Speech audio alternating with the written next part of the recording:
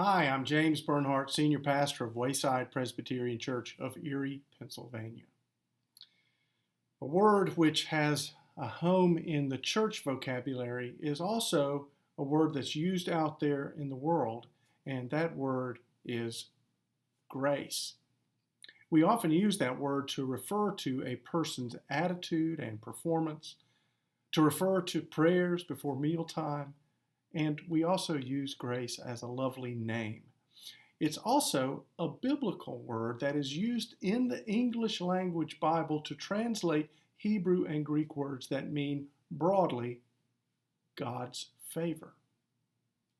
God's favor, God's grace, is a mystery because to our minds it's often unfairly applied, meaning we often think we don't deserve it. And we unfortunately often think others do not deserve it.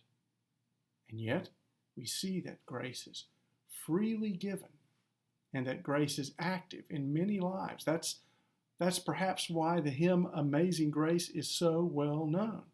The reality of grace in our lives is amazing. But as we see in Jesus, grace is risky. And many seem to take advantage of it, and others think that it ought to be withheld. Jesus is the embodiment of grace, and his application of God's favor, that's what gets him in trouble.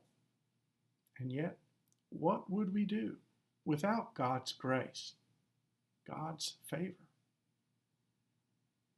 Well, let's think about that more when we come together on Sunday.